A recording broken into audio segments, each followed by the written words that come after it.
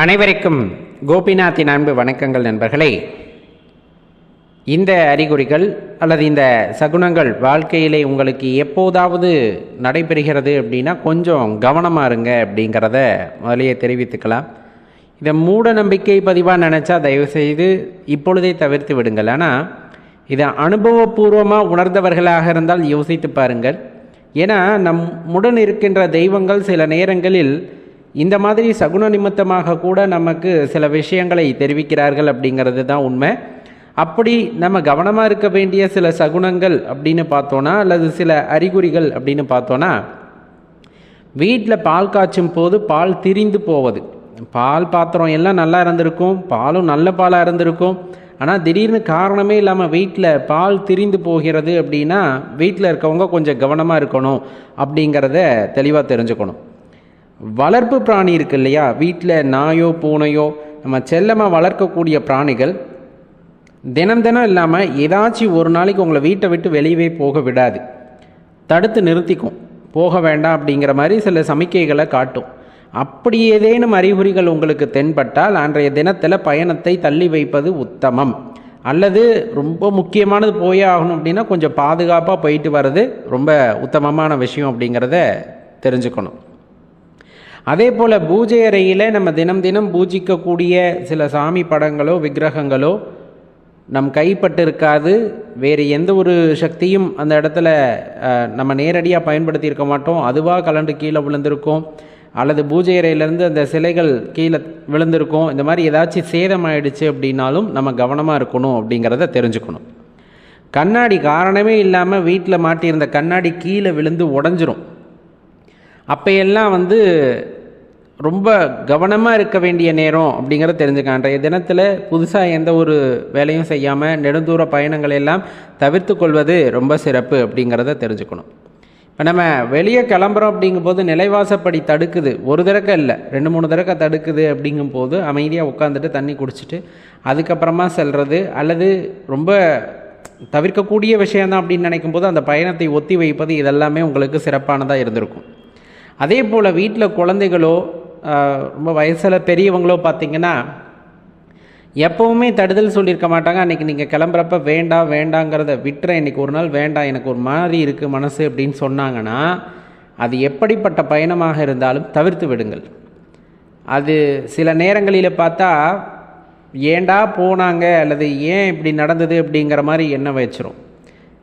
சில அறிகுறிகளை நம்ம உடன் இருப்பவர்களுக்கு இறைவன் தெரிவித்து அவர்களை தடுக்க பார்ப்பார். ஏன்னா அவரே சொல்லி பார்த்துருப்பார், அவங்க புரிஞ்சிருக்க மாட்டாங்க.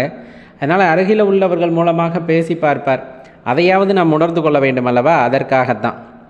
அதே போல் அதிகமாக எதிர்மறை சொற்களை பேச ஆரம்பிக்கின்றோம், கெட்ட வார்த்தைகள் சொல்கிறோம் இல்லையா, அது ரொம்ப சரளமாக வருது அப்படின்னாலும் அப்போதைக்கு நம்ம வீட்டில் ஏதோ சரியில்லை அப்படிங்கிறத புரிஞ்சுக்குங்க. ரொம்ப முக்கியம். வீட்டில் வளர்க்கக்கூடிய வளர்ப்பு பிராணிகள் திடீர்னு இறந்து போச்சுன்னா, நோய்வாய்ப்பட்டு இறக்கிறது வேறு, அது இயற்கையாகவே மரணம் சம்பவிக்குது அப்படிங்கிறது. திடீர்னு இருந்திருந்த மாதிரி ஒரு வீட்டில் வளர்த்த வளர்ப்பு பிராணி ஏதேனும் இறந்து விட்டால், குறிப்பாக மாடோ அல்லது நாயோ இறந்து விட்டது அப்படின்னா வரும் காலங்களில் கொஞ்சம் கவனமாக இருக்கணும் அப்படிங்கிறத தெரிஞ்சுக்குங்க. இதெல்லாம் எதிர்மறையாக இருக்கலாம். நம்ம இந்த மாதிரி பதிவுகளை, அந்த எதிர்மறை பதிவுகளை எப்போதுமே தரதில்லை, இருந்தாலும் கவனமாக இருக்கணும் அப்படிங்கிறத தெளிவாக தெரிஞ்சுக்கங்க. இதெல்லாம் அடியேன் திரும்பியும் சொல்கிற மாதிரி மூட நம்பிக்கைன்னு நினச்சா தவிர்த்துருங்க. ஆனால் இதில் ஏதாவது நடந்த போது வீட்டில் ஏதாவது சம்பவங்கள் நிகழ்ந்திருக்கும், நீங்கள் ஒப்பிட்டு பார்க்கலாம். அதுக்காக எல்லாத்தையுமெல்லாம் நம்ம அப்படி எடுத்துக்க முடியாது. சில ரொம்ப அழுத்தமாக நடந்திருக்கும், இது வேண்டாம் அப்படின்னு சொல்லியிருப்பாங்க, மீறி போய் ஏதாச்சும் நடந்திருக்கும். அல்லது இந்த பால் திரியிற அன்னைக்கெல்லாம் பார்த்தீங்கன்னா ஏதாச்சும் நடந்திருக்கும், கவனித்து பார்த்தா தெரியும். தினமுமெல்லாம் அப்படி இருந்திருக்காது. ஏதாச்சும் ஒரு நாள் வருடத்தில் 2 வருடத்தில் 3 வருடத்தில் அன்றைக்கி அப்படி தான் இப்போ காலைல பால் காய்ச்சணும் தெரிஞ்சிருந்துச்சு, அன்றைக்கி பார்த்தா இப்படி ஒன்று நடந்துருச்சு அப்படிங்கிறதெல்லாம் சொல்லியிருப்பாங்க. வளர்ப்பு பிராணி தடுக்கிறது நம்ம ரொம்ப கவனமாக இருக்க வேண்டிய விஷயம். அந்த ஜீவராசிகளுக்கெல்லாம் தெரியும், முன்னாடி தலையை வச்சு படுத்துக்கிட்டு எந்திரிக்காது, போகாத அப்படின்ட்டு. பாசமாக தினமும் இருக்கிறதுங்கிறது வேற, இருந்திருந்த மாதிரி எப்போவுமே நடக்காத மாதிரி ஒரு நேரத்தில் நடக்குது அப்படின்னா கவனமாக தான் இருக்கணும். இந்த மாதிரி ஒவ்வொன்றையும் பொருத்தி பாருங்களேன். அதுக்குன்ட்டு எல்லாத்தையும் பார்த்துட்டு வேலையே செய்யாமல் இருக்க முடியாது. நான் தான் சொல்கிறேன்ல, இது தினமும் நடக்கிறத. இப்போ தினமும் எங்கள் வீட்டில் நான் என்னை தடுக்கும் அப்படின்னா வேற, எப்போவுமே அது தடுக்காது. அன்றைக்கி என்னமோ வந்துட்டு அடம் பிடிச்சிக்கிட்டு தடுக்குது அப்படிங்கும்போது முடிஞ்ச அளவுக்கு அன்றைக்கி பயணத்தை ஒத்தி போட்டது நல்லது. இதுதான் எல்லாத்துக்குமே இப்போ நம்ம சொன்ன எல்லா விஷயத்துக்குமே அது பொருந்தும். இது வாழ்க்கையில் உங்களுக்கு அனுபவம் இருக்கான்னு பாருங்களேன். உங்களுக்கோ அல்லது உங்கள் சார்ந்தவர்களுக்கோ இதை பற்றி கேட்டு பார்த்தீங்கன்னா சொல்லுவாங்க கண்டிப்பாக. அப்போ அந்த மாதிரி அறிகுறிகள்லாம் இருந்ததுன்னா அன்றைய தினத்தில் எப்பேற்பட்ட பணியாக இருந்தாலும் கொஞ்சம் தள்ளி போடுறது அப்படிங்கிறத கற்றுக்கிட்டோன்னா ரொம்ப நல்லதாக இருக்கும் நண்பர்களே. அனுபவம் இருக்குது அப்படிங்கும்போது மீண்டும் அதை நிகழாமல் பார்த்து கொள்ளுங்கள். தெய்வ சக்தி உங்களுக்கு கிடைக்கிறது அல்லது அந்த உணர்வு உங்களுக்கு ஏற்படுகிறது, தெய்வத்தின் அனுகிரகம் உங்களுக்கு கிடைக்கிறது, அந்த மாதிரியான ஒரு நல்ல நிலைகள் எல்லாம் நீங்கள் அடைகிறீர்கள் அப்படிங்கும்போது சில விஷயங்களை செய்யக்கூடாது. அது என்ன அப்படின்னு தான் நம்ம பார்க்குறோம். மறக்காமல் இந்த பதிவை லைக் பண்ணிவிட்டு உங்கள் நண்பர்களோட பகிர்ந்துக்குங்க. நம்ம சேனலுக்கு முதன்முறையாக வரவங்களாக இருந்தால் மறக்காமல் சப்ஸ்கிரைப் பட்டனையும் பக்கத்தில் இருக்க பெல் ஐக்கானையும் ப்ரெஸ் பண்ணிக்கோங்க. ஆன்மீக சக்தி, பிரபஞ்ச சக்தி அல்லது தெய்வ சக்தி, தெய்வத்தின் ஆற்றல் எப்படி சொன்னாலும் அது எல்லாம் ஒரே ஒரு பூரண பொருளை குறிப்பது. இப்போ அந்த பூரண பொருளுடன் நமக்கு ஒரு தொடர்பு ஏற்படுகிறது, இந்த பிரபஞ்சத்தில் இருக்கின்ற அந்த அதீத சக்தியானது நம்மை தொடர்பு கொள்கிறது அப்படிங்கும்போது அது எல்லாத்துக்கும் வாய்க்கப் பெறுவதில்லை. அது பல வழிகளில் நம்மால் உணர்ந்து கொள்ள முடியும். நிறைய விஷயங்களை வைத்து நம்ம அறிந்து கொள்ள முடியும். நம்ம முந்தைய பதிவுகள் அதை பற்றி பார்த்துருக்கோம். இப்போ அந்த தெய்வ சக்தியானது உங்களிடம் வந்துவிட்டது, உங்களால் அதை உணர முடிகிறது அப்படிங்கும்போது எப்போவுமே நம்ம தீர்மானித்து விடக்கூடாது. நம்ம தான் இந்த உலகத்தில் சிறந்தவங்க, நம்மோட இந்த பிரபஞ்சம் தொடர்பு கொள்கிறது, தெய்வ சக்தியானது நம்முடன் உரையாடுகிறது அல்லது நமக்கு ஏதோ செய்திகளை சொல்கிறது அப்படிங்கும்போது நான் தான் அப்படிங்கிற அந்த கர்வம், அகங்காரம் தலைக்கு ஏறிவிடக்கூடாது. எப்போவுமே தெளிவாக நினச்சிக்குங்க, அந்த பிரபஞ்சமானது ஒருவருடன் மட்டும் தொடர்பு கொள்வது அல்ல. உண்மையாகவே தன்னை உணர வேண்டும் என்ற அந்த ஆவல் உடைய அனைவருடனும் அது தொடர்பு கொள்ளும் வல்லமை பெற்றது. அதீத தெய்வ சக்தி அல்லவா. அதனால் ஒரே நேரத்தில் பல நபர்களுடன் தொடர்பு கொள்ளக்கூடிய ஆற்றல் உடையவர்கள் அந்த தெய்வ சக்தி.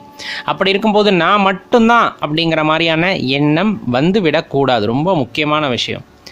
அந்த ஆற்றல் எல்லாம் எனக்கு கிடைத்து விட்டது அப்படிங்கிற பெயரில் நீங்கள் உங்கள் உணர்ச்சிகளை மற்றவர்களிடம் வெளிப்படையாக காட்டக்கூடாது. நான் இவ்வளவு சக்தி வாய்ந்தவனாக மாறிவிட்டேன், எனக்கு இப்படியெல்லாம் நல்லது நடக்குது, நான் தெய்வத்துக்கு ரொம்ப பிடித்தவர்கள் அப்படிங்கிற மாதிரியான அந்த ஒரு வெளிப்பாட்டை எப்பவுமே காட்டிடாதீங்க. அது நல்லதுக்கு இல்லை.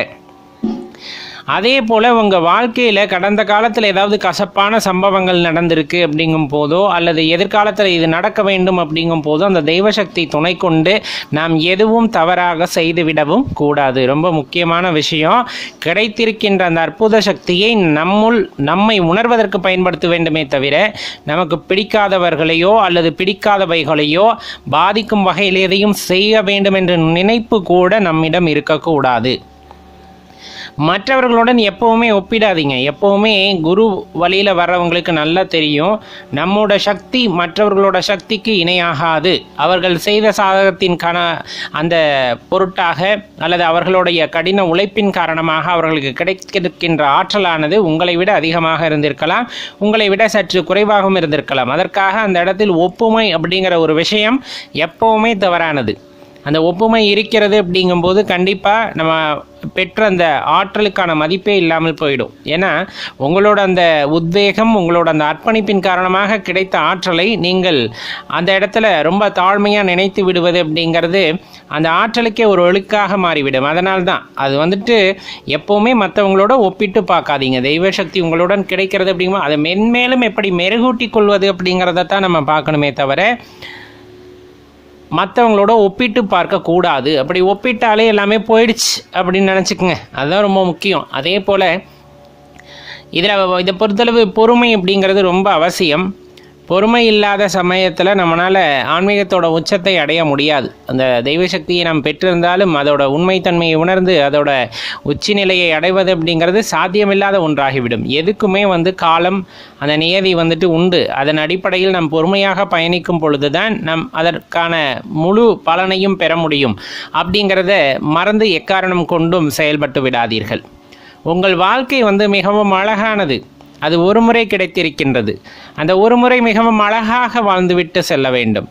அதை விடுத்து பொறாமை, வஞ்சகம், இந்த மாதிரி என்ன சொல்கிறது, சூதுகளில் சிக்கிக்கொண்டு நமக்கு கிடைக்கின்ற இந்த அற்புதமான தெய்வ சக்தியை பெற்ற பிறகும் கூட பிறரை நம்முடன் ஒப்புமை செய்து கொண்டு அதை வைத்து தவறாக சில நடவடிக்கைகளில் ஈடுபடும் போது தன்னைத்தானே தெய்வம் என்று கூறிக்கொள்ளும் பொழுது, தன்னைத்தானே தெய்வம் என்றால் தான் மட்டும்தான் தெய்வம் என்று கூறுவதை நான் கூறுகிறேன். இந்த பிரபஞ்சத்தில் எல்லா உயிர்களிலும் இறைவன் நீக்கமர நிறைந்திருக்கும் பொழுது நான் மட்டும்தான் இறைவன், என்னை வழிபடுங்கள் அப்படின்னு சொல்கிற மாதிரியெல்லாம் சொல்கிறோம். அப்படிங்கிற நிலைமைக்கு வரும்போது உண்மையான அணுகுமே அது ஆன்மீகமாக இருப்பது இல்லை. அது உண்மையான ஆன்மீகம் அல்ல. நமக்குள் என்ன ஆற்றல் இருந்தாலும் நம்மை படைத்த சிருஷ்டிகர்த்தாவின் ஆற்றலுக்கு இணையானது அல்ல நம்முடைய ஆற்றல் என்பதை தெரிந்து கொண்டு எப்பொழுதுமே இறைவனுக்கு நாம் பிள்ளைகள், இறைவனை மிஞ்சி நாம் அல்ல என்ற உண்மையை தெரிந்து கொண்டு வாழும் பொழுது இந்த ஆன்மீக வாழ்க்கையானது மிகவும் அற்புதமானதாக இருக்கும். அன்பர்களே, மனிதர்களாக பிறந்தவர்களுக்கு சில அடிப்படை கடமைகள் இருக்கின்றன. அதில் 5 கடமைகளை தவறாது ஒருவன் செய்து வர வேண்டும் அப்படின்னு தான் நம்ம தர்மங்கள் உபதேசிக்கின்றன. அது என்ன அப்படின்னு தான் பார்க்க இருக்கோம் நண்பர்களே. நம்மளோட இன்னொரு சேனல் சிவபித்தன், அதற்கான லிங்க் கீழே டிஸ்கிரிப்ஷனில் இருக்க, போய் பாருங்கள். பிடித்திருந்தால் சப்ஸ்கிரைப் பண்ணிக்கோங்க. பெரும்பாலும் 5 பெரும் கடமைகள் நமக்கு உள்ளன. எல்லா மார்க்கங்களிலும் ஒவ்வொரு கடமைகள் உள்ளன. அவை இருந்தாலும் இதை நம்ம தவிர்த்து விடக்கூடாது அப்படிங்கிறத மனசில் வச்சுக்கோங்க. அதில் நம்ம குறிப்பிடுறது முதலாவது இறைவனை பற்றி சிந்தித்தல், இறைவனை பற்றி படித்தறிதல், இறைவனை பற்றி கேட்டறிதல். இது எல்லாமே இறைவனை சிந்திக்க வைக்கக்கூடிய விஷயங்கள். அப்போ இதை நம்ம கட்டாயமாக செய்யணும். அதாவது நம்மதில் ரிஷிகள், ஞானிகள் போன்றவர்கள் இறை தத்துவத்தை மிகவும் எளிமையாக நமக்கு புத்தக வடிவிலையோ அல்லது அவர்களோட சொற்பொழிவு மூலமாகவோ நமக்கு கொடுத்தருளி இருக்கிறார்கள். கட்டாயம் நமது வாழ்க்கையில் அவைகளை பற்றி நன்கு தெரிந்து கொள்ள வேண்டும் அப்படிங்கிறது முதலாவதாக நம்ம குறிப்பிடுவது. அடுத்து முக்கியமாக நம்ம செய்ய வேண்டியது சக மனிதர்களுக்கு உதவுவது அப்படிங்கிற அந்த தன்மை எப்போதுமே நம்ம மார்க்கம் நமக்கு உபதேசிக்கிறது. நீ நல்ல நிலையில் தான் இருக்கின்றாய், முதலில் அதை நீ நம்ப வேண்டும். ஏன்னா நம்ம இன்னும் உயரலைன்னு நினைக்கிறவங்க நம்மை விட கீழே இருப்பவர்களை பார்க்க வேண்டும். அப்பதான் நம்ம எந்த நிலையில நல்ல நிலையில இருக்கோங்கிறது நமக்கு தெரியும். அப்ப சக மனிதனுக்கு உதவுவது நம் தர்மம் உபதேசிக்கின்ற மிகப்பெரிய கூறு. அதுல நம்ம என்ன பண்ணணும்? குறைந்தபட்சம் அன்னதானம் ஏழை எளியவர்களுக்கு செய்ய வேண்டும், இயலாதவர்களுக்கு செய்ய வேண்டும். அந்த தர்மம் நம்மை காக்கக்கூடியது அப்படின்னு மறந்துடாதீங்க. அடுத்து ரொம்ப முக்கியமான விஷயம், நாம் தாய் தந்தையரை கவனித்துக் கொள்ளுதல், அதே போல முன்னோர்களுக்கான கடமைகளை செய்தல். இந்த காலகட்டத்தில் இதை பெரும்பாலும் யாரும் செய்யறதில்லை, அதை தவிர்த்துட்டோம். தயவு செய்து உங்களிடம் கேட்டுக்கொள்வது ஒரே ஒரு விஷயம், பெற்றவர்களை எந்த காலத்திலும் கைவிட்டு விடாதீர்கள். அது பெரிய தோஷத்தை உண்டாக்கிவிடும். அதே போல முன்னோர்களுக்கு நீங்கள் செய்ய வேண்டிய காரியங்களை சரிவர செய்யாவிட்டாலும் அதனால் நமக்கு பிரச்சனைகள் உண்டாகலாம் அப்படின்னு நமக்கு வழிமுறைகளை சொல்லி வர்றாங்க. அப்ப மூன்றாவதா நம்ம கடைபிடிக்க வேண்டிய முக்கியமான விஷயம் அப்படிங்கிறது பெரியோர்களை மதித்தல் மற்றும் நமது முன்னோர்களுக்கு செய்ய வேண்டிய கடமைகளை சரிவர செய்தல் அப்படிங்கிறது. அடுத்து பார்த்தோம் அப்படின்னா, இந்த உலகத்துல பல ஜீவன்கள் படைக்கப்பட்டு இருக்கின்றன, அதுல எந்த மாற்று கருத்தும் இல்லை. அதுல முடியாத காக்கை, குருவிக்கு, நாய்களுக்கு, இந்த மாதிரி உயிரினங்களுக்கு நம்மால் இயன்றதை கொடுக்க வேண்டும். அதாவது காலையில் எந்திரிச்சமே காக்காய்க்கு ஒருபடி சாப்பாடு, சாயந்தர நேரத்துல நாய்க்கு கொஞ்சம் சாப்பாடு, அப்பப்ப இந்த குருவிகளுக்கெல்லாம் கொஞ்சம் தண்ணீர் வைக்கிறது, அல்லது எதுக்காவது தானியங்கள் கொடுக்கறது, இதெல்லாம் மாபெரிய புண்ணியம். அதாவது எனக்கு இருக்க கர்மாவை கழித்து கொள்ள வேண்டும்னு ஊரு ஃபுல்லா போய் கோவிலா போறோம். ரொம்ப முக்கியம்தான், இல்லைன்னா சொல்ல. கோவிலுக்கு போகும்போது நம்மளோட புண்ணியங்கள் அதிகரிக்கின்றன. ஆனால் அதை விட பல மடங்கு நம்மளோட கர்மாக்கள் கழிய வேண்டும் என்றால் இந்த மாதிரி ஜீவன்களுக்கு நாம் உணவிட வேண்டும். இது 4வதா நமக்கு சொல்லித் தருகின்ற விஷயம். 5வது மிகப்பெரிய கடமை, ஆலயங்களுக்கு செல்ல வேண்டும். ஆலயங்களுக்கு செல்கின்றோம் என்ற போது அங்கு இறைவனுக்கு நம்மால் முடிந்ததை செய்ய வேண்டும். குறைந்தபட்சம் ஒரு சூட தீபாராதனை எண்ணெய் வாங்கி கோயிலுக்கு கொடுக்கறது, அந்த கோவில் அழியாம பார்த்துக்கிறது, இந்த மாதிரி செயல்களில் நாம் ஈடுபடும் போது கட்டாயமாக நமது வாழ்க்கையில் நல்ல முன்னேற்றம் ஏற்படும். நல்ல திரும்ப ஞாபகம் வச்சுக்கோங்க, 5 பெரும் கடமைகளாகவே இதை நாம் கொள்ளலாம்.